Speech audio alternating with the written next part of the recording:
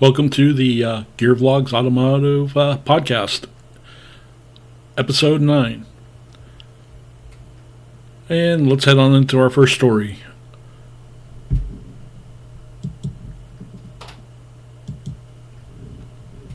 GM's Ultra Cruise wants to be what Tesla promised. General Motors' next generation of semi-autonomous software will debut in the Cadillac Celestiq in 2024. Let's get into the story. General Motors seems to have looked at the issues that Tesla's full self-driving beta has dealt with and thought to itself, there must be a better way. Pitfalls like complicated intersections and city streets have proven to be a real issue for Tesla's less than reliable system. So when GM debuted the Ultra Cruise, a semi-autonomous driving system that covers about 95% of the driving scenarios next year on the Cadillac Celestiq, it's attempting to avoid those problems at the beginning at least. Automotive News talked with Jason Dittman, a chief engineer for the system. He said Ultra Cruise will actually tell drivers to take over in traffic circles or at other complicated intersections. Furthermore, it'll give up control to the driver at the threshold of a destination like a parking lot or owner's driveway. Over time, we'll grow this to where we're covering nearly every paved road, Dittman said to Auto News. GM has apparently been repeating the phrase safety deploy when it comes to Ultra Cruise. This approach and rollout are being done in sharp contrast to Tesla's FSD beta. That system is currently under a massive recall. It's under investigation by the U.S. Department of Justice and has led to shareholders suing the automaker over alleged false safety claims. Ooh. The rollout of the Ultra Cruise isn't the only way it'll be different from FSD beta. The technology and approach to how the system approaches is also a departure. The outlet said instead of using just cameras like Tesla does, for now at least, Ultra Cruise will combine seven long-range cameras with over 20 sensors. The system uses short and long-range radar, LiDAR behind the windshield, and a camera on the steering column to make sure the driver behind the wheel is actually paying attention. In a slight dig at Tesla, Dittman said GM hasn't begun testing Ultra Cruise on public roads just yet, but it'll be fully vetted before it's released to the public. That's a much different approach than what Tesla has employed by using its customers as human-shaped guinea pigs on public roads. Automotive News said that when it's first launched, Ultra Cruise is the only going to be offered on high-end GM vehicles, according to Dittman. That'll free up Super Cruise, an excellent system in its own right, to expand to more mass markets vehicles in GM stable of vehicles. Ultra Cruise will reportedly spread far beyond the flagship $300,000 Celestiq at a faster rate than Super Cruise made it to other vehicles. Yeah, so what do you think on the approach? Battle of the semi-self-driving cars. How much trust do you put into these systems if you own a Tesla, or considering what the offerings from GM or any other manufacturer that will eventually introduce these systems? And basically what it boils down to, what do you think about AI being integrated into cars? Because that's basically what the technology is getting towards. So, yeah, Comment down below what you guys think. And let's move on to our next story.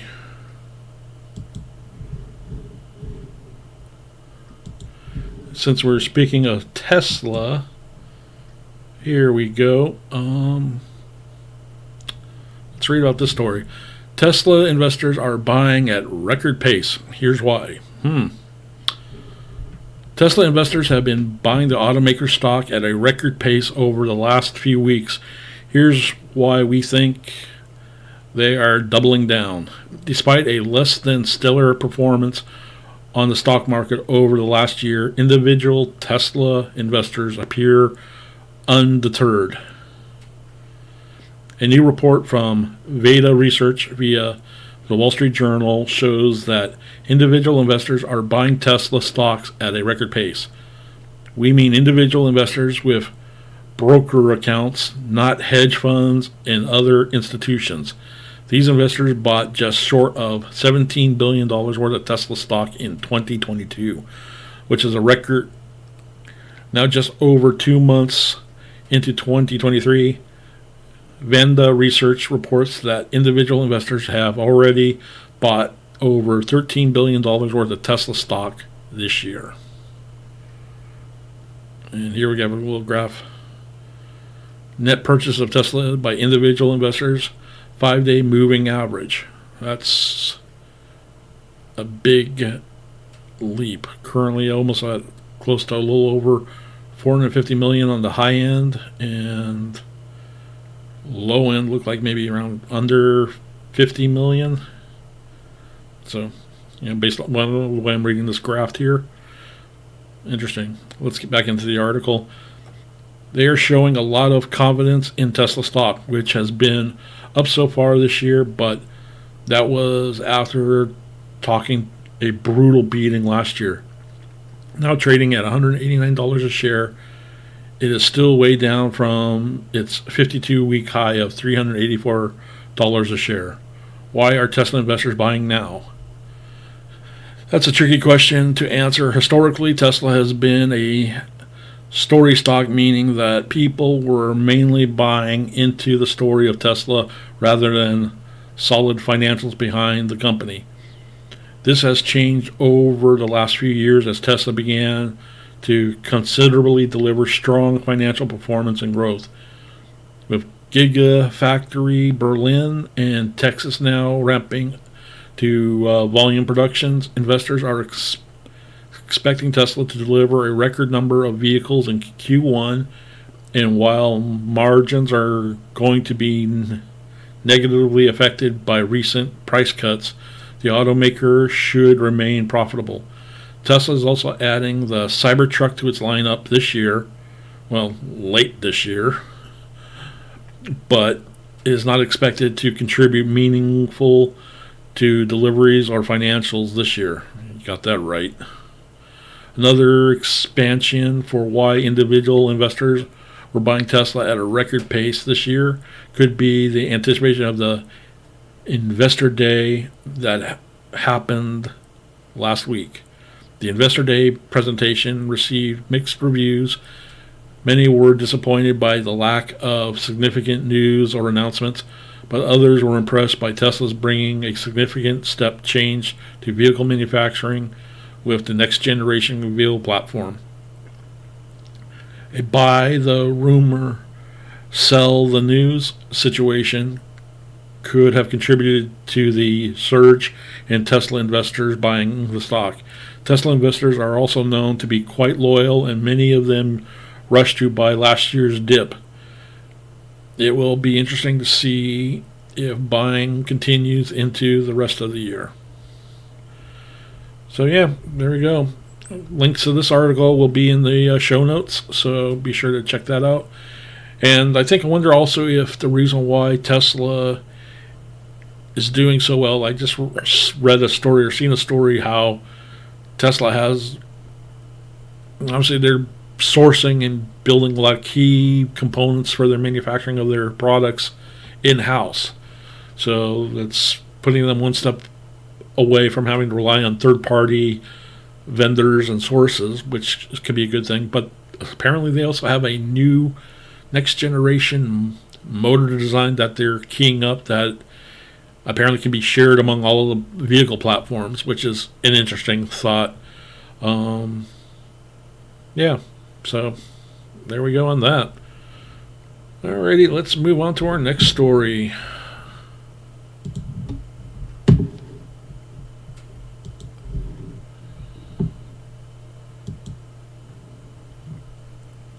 Here we go. Rivian crashes after announcing plans to raise over $1 billion in cash. Rivian plans to raise $1.3 billion in cash by selling green convertible notes.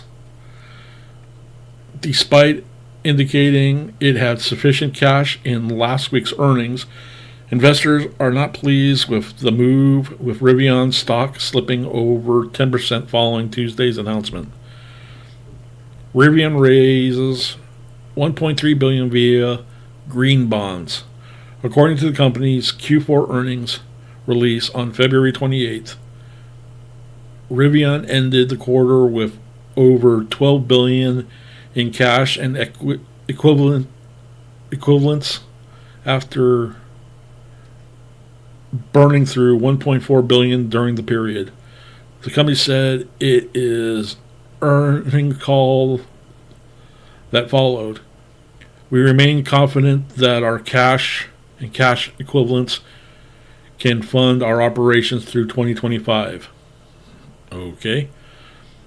Although the EV startup isn't in desperate need for cash right now, Rivian does have a full plate this year as it ramps production of the R1 and the RCV platforms, while developing the next generation R2 architecture slated to arrive in 2026. Meanwhile, CEO RJ Scarinage said, equally important to ramping production is Rivian's drive towards profitability. Rivian is losing money on each vehicle it produces, about 3 times as much, but this is to be expected as the EV maker works towards full production capabilities at a normal Illinois factory. At its normal Illinois factory. That's a tongue twister. The company has already made a series of moves to conserve cash, including laying off 6% of its workforce earlier this year and reducing operating costs in the fourth quarter. According to an SEC filing on Monday, Rivian is looking to improve its capital situation further. Rivian announced it is planning to raise $1.3 billion in cash through green convertible senior notes. Traditional convertible notes can be paid back in either cash or stock, or a mix of both, making it cheaper and simpler for startups like Rivian to raise funds. Meanwhile, green bonds offer additional benefits for investing in businesses using the funds for climate-related projects that help with the environment.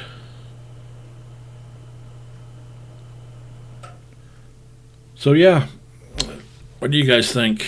Do you think Rivian is making moves to stay in the EV game or not? Yeah, comment down below. On to our next story.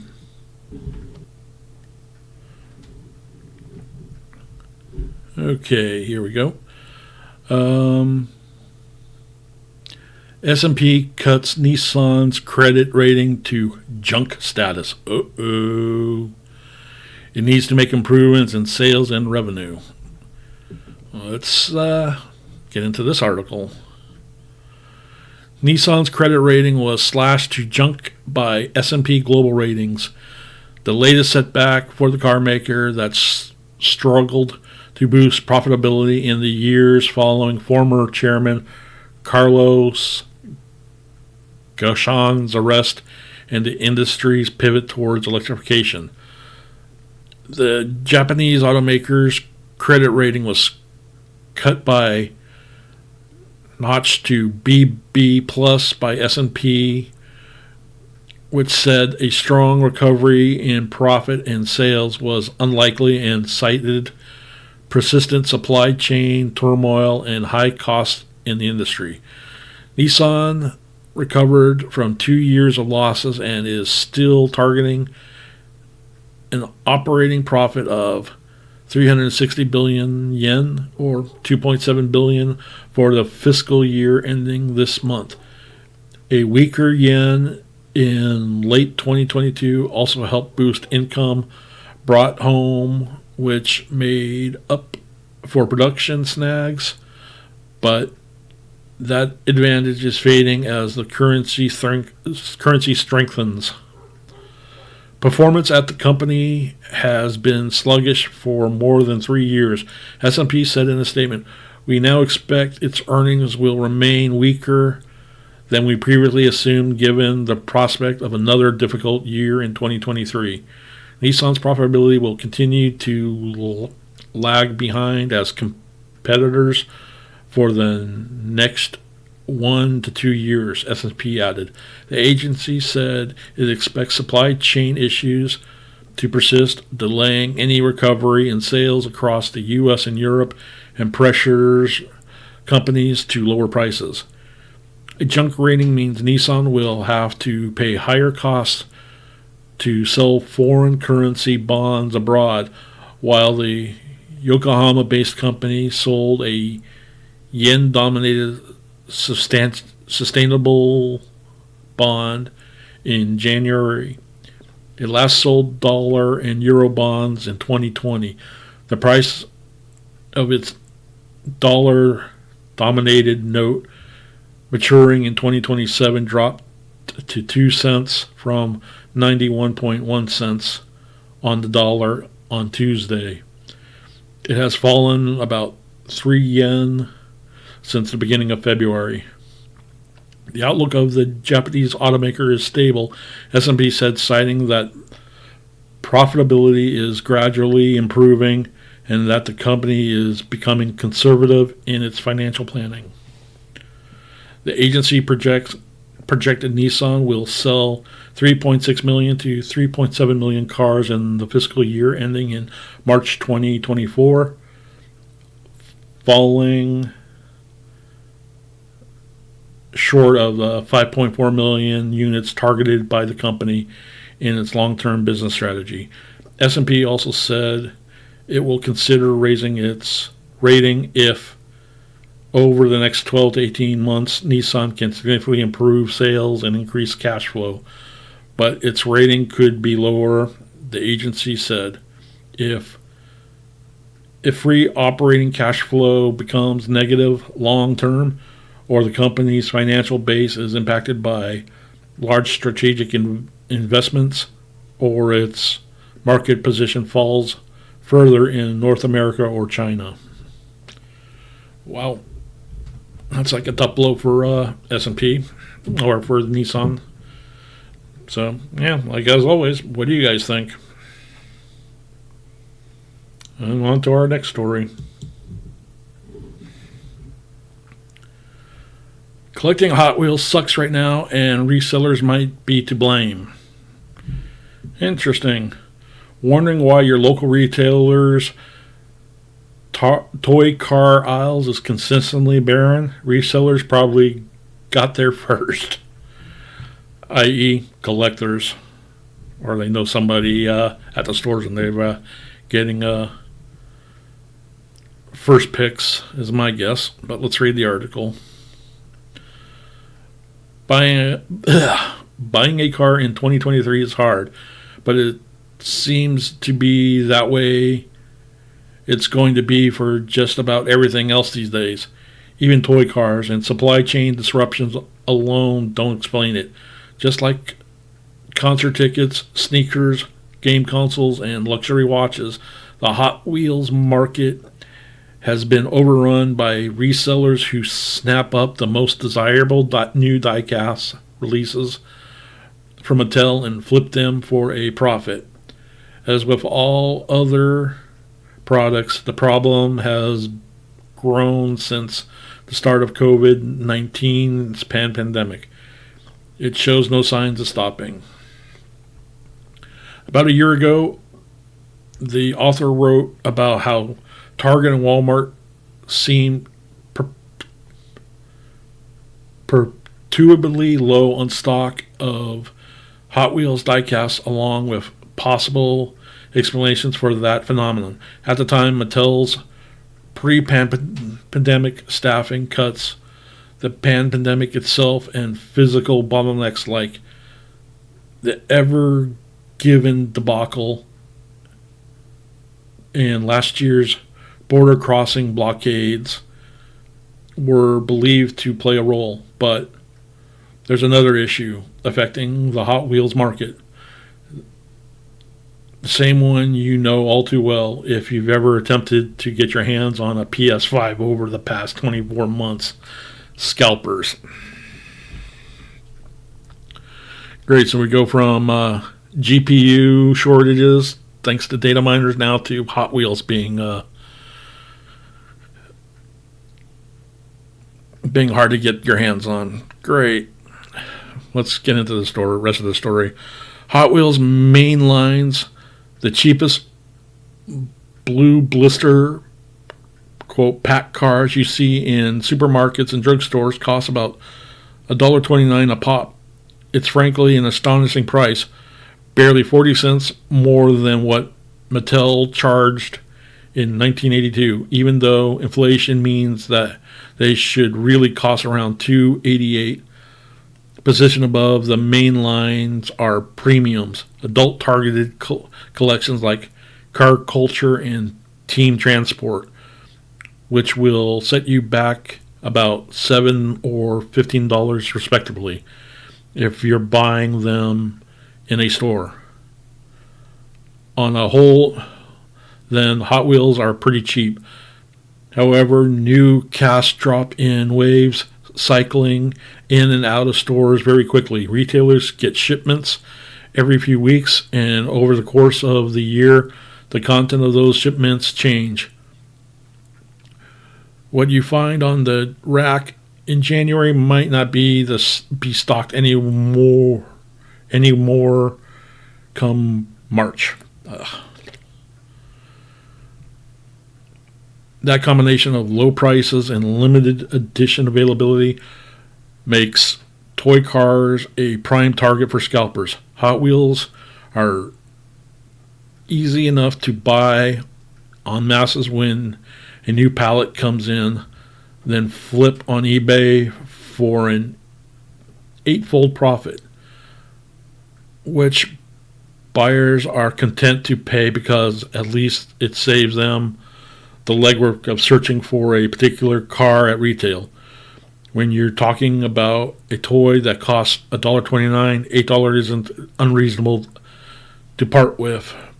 I'll admit to having spent about as much for a few hard-to-find Hot Wheels at a pop-up shop at Lime Rock Park during an IMSA race last year. Well,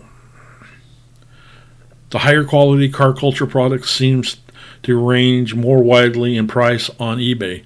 Some, like the Celica GT4, are just $1 or $2 more than what you'd pay at a brick and mortar establishment, while others, like an FD RX7, are set at double the list price.